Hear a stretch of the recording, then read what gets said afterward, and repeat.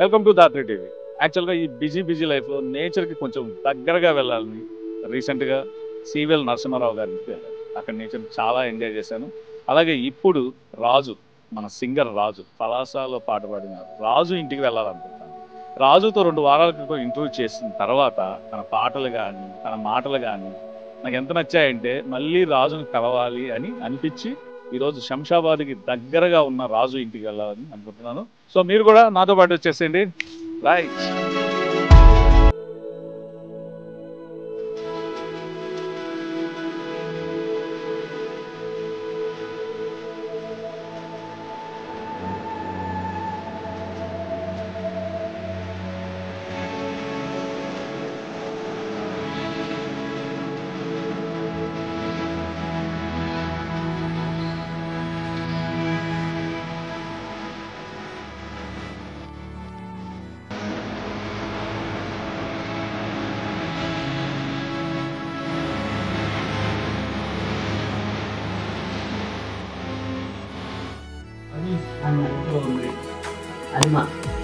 అది మా నాన్నగారు.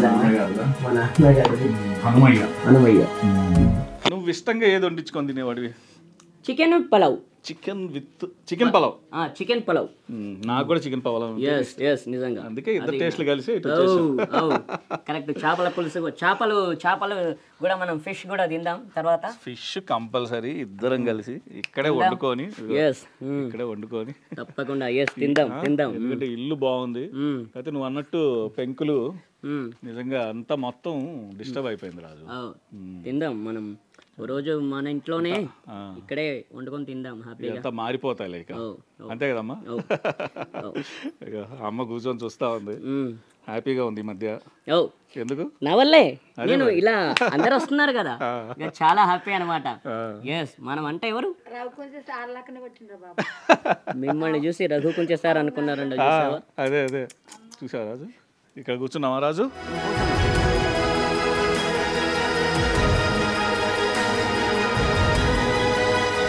రాజు మొత్తానికి చెప్పాను కదా, రాజు ఎఫ్ఎం. రాజు ఎఫ్ఎం బాగా ఆడించేశాడు. అదే అందుకోసమే మళ్ళీ ఇందాం, మళ్ళీ రాజు చాలా మంచివాడు, మంచి పాటలు పాడిద్దాం. కానీ కొన్ని విషయాలు మాత్రం చెప్పడు రాజు, సిగ్గుపడతాడు. కానీ విషయం అంటే అమ్మాయిల విషయం చెప్పాడు. అదే కానీ నేను ఇక్కడ ఇందాక వచ్చినప్పుడు ఎలా ఆట పట్టిస్తున్నావు తెలుసా? ఏం అత్తమ్మ అసలు ఏం మాట్లాడట్లేదు. అత్త కూడా ఉంది, అత్త నమస్తే. అదే అది అట్లుంటాయి మనతో. పిల్లనిచ్చే అంటూ అక్కడికి వస్తే లేదన్న అంటూ ఇక ఆ అత్త పిల్లల్ని ఇస్తామన్నారు కానీ ఆ పిల్లల పెళ్లిళ్ళు అయిపోయాయి, పిల్లలు కూడా ఉన్నారు. ఇందాక ఇంకొక అత్త ఏమన్నది, ఇందాక పిల్లలు ఇస్తా గానీ చదివించు, గవర్నమెంట్ స్కూల్లో కాదు, గవర్నమెంట్ స్కూల్లో మేము చదివించాము, నువ్వు ఇంగ్లీష్ మీడియం లో చదివించని చెప్పారు. ఈ అత్త ఏమో పిల్లలు పెళ్లి అయిపోయింది, ఆల్రెడీ పిల్లలు ఉన్నారు, అయిపోయింది అంతే. అంటే మొత్తం ఆట పట్టిస్తూనే ఉంటావు రాజు ఇక్కడ నుంచి నువ్వు దారిలో పోయే వాళ్ళందరినీ? ఇదిగో ఇదే మరి నాకేం పనిలేదా? ఇగో ఇలాంటి వాళ్ళని ఆట పట్టిస్తుంటా. అంతేనా? సరదాగా సరదాగా అందరినీ కాదు, మా ఎందుకంటే చుట్టుపక్కల మాకు పరిచయం ఉన్నారు కాబట్టి వీళ్ళనే ఆట పట్టిస్తా, అందరినీ కాదు. ఇంతకుముందు నువ్వు ఇంటర్వ్యూ జరుగుతుంటే ఒక క్లాస్మేట్ వచ్చింది, వెళ్ళింది, పాట వినేసి మళ్ళీ వెళ్ళింది. అదిగో అమ్మ చెప్తుంది చూడు. ఎవరమ్మా? వచ్చిందంట. తన నా క్లాస్మేట్ ఏంటండి? కాదా? తను నా అసలు ఆవిడ ఎవరో తెలియదు. ఎందుకండి అనవసరం నా భవిష్యత్తు ఆడుకుంటారు. సరే రాజు, మొత్తానికి మనకన్నా పొడిచే మనగాడు లేనే లేడు. మనం ఎవరు? రాజు. అదనమాట.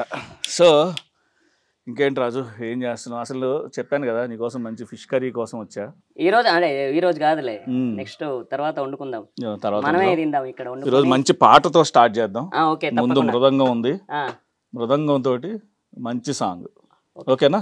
నేను ఇస్తా మంచి మృదంగం. ఎన్ని రోజుల నుంచి ప్రాక్టీస్ చేస్తున్నావు? 4 years అన్నా. 4 years? 4 years. ఓకే. ఎక్కడ చేరావు? ఇక్కడ జయకుమార్ చారి సార్ దగ్గర. ఇక్కడే ఉంటారా? లేదు, ఆయన మెహదీపట్నం డైలీ వెళ్తుంటాం మృదంగం క్లాస్ కి. అట్లా అంటే అక్కడే ఉంటుందా రాజు? అక్కడ ఒక మృదంగం ఉంటుందా ప్రాక్టీస్ చేయడానికి? ఇది తీసుకుని వెళ్తావా? లేదు, అక్కడ ఉంటాయి. ఇది ఇక్కడ ఇంట్లో ప్రాక్టీస్ చేస్తా, అక్కడేమో వాళ్ళు ఇస్తారు. ఓకే. వాళ్ళు ఇస్తారు, అక్కడ ప్రాక్టీస్ చేస్తా. బాగా అయిపోయిందా ప్రాక్టీస్? అవుతుంది. స్టార్ట్ చేద్దాం అయితే. లాస్ట్ లో అంటే ఇది ఇప్పుడు లాస్ట్ లో ఉంది. ఈ 4th ఇయర్ అయిపోతే ఓకే మనకి ఇంకా ఏముండదు, సర్టిఫికేషన్ కూడా వచ్చేస్తుంది ఇక. అవును. అప్పుడు చేత్తోను మళ్ళీ అన్ని దీంతో ఆల్రౌండర్ రాజు. నేను మీకు ఇంకో విషయం ఏం చెప్పాలంటే, మామూలుగా ఇది నేర్చుకుంటే డ్రమ్స్ కూడా ఈజీగా వస్తాయి అన్నారు. ఇది కాదు, ఆర్ట్ ఫామ్ లో ఏది నేర్చుకున్నా అంటే ఒక వీణ గానీ ఒక పియానో గానీ ఏది నేర్చుకున్నా అన్ని ఆర్ట్ ఫామ్లు ఈజీ అయిపోతాయి. వోకల్ కూడా, నువ్వు ఆల్రెడీ వోకల్ నేర్చుకున్నావు, లైట్ మ్యూజిక్ నేర్చుకున్నావు. సో ఇది కూడా నేర్చేసుకుంటే ఫుల్ ఫ్లెడ్జ్డ్గా నీకు టైం పాస్ అవుద్ది. కచేరీలకు మనం మామూలుగా ఎవరన్నా డాన్స్ కానీ ఎవరైనా అంటే ఎవరైనా మామూలుగా విద్వాంసులు వాళ్ళు పాడుతుంటే ఇక్కడ ప్రోగ్రామ్స్ చేస్తే బాగుంటది. రైట్ రాజు. ఇంకోటి ఏంటంటే దీనివల్ల నాకేంటంటే ఆ డ్రమ్స్ కూడా ఈజీ అవుతుంది అన్నారు. నేను ఇప్పుడు డ్రమ్స్ ముట్టలేదు ఎప్పుడు. అంటే మెయిన్ నీకు డ్రమ్స్ అంటే ఇష్టమా? అవునండి. తమన్ లాగా నాకు డ్రమ్స్. శివమణి అనే పేరు విన్నావా? విన్నా. అవును, ఏఆర్ రెహమాన్ సార్ దగ్గర పనిచేస్తారు. డ్రమ్స్ అంటే చాలా ఇష్టం ఉండేది. మంచిగా ప్లే చేయి రాజు. ఆ రోజు మంచిగా పాట పాడదాం, ఇద్దరు కలిసి కలిపి పాడదాం పాట. తప్పకుండా. ఓకేనా? ఇప్పుడైతే నువ్వు పాడేసి. ఓకే, తప్పకుండా. రైట్.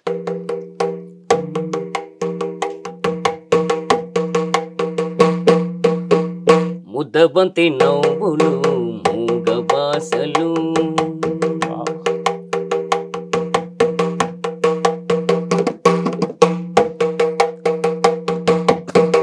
ముద్దబంతి నవ్వులు మూగ బాసలు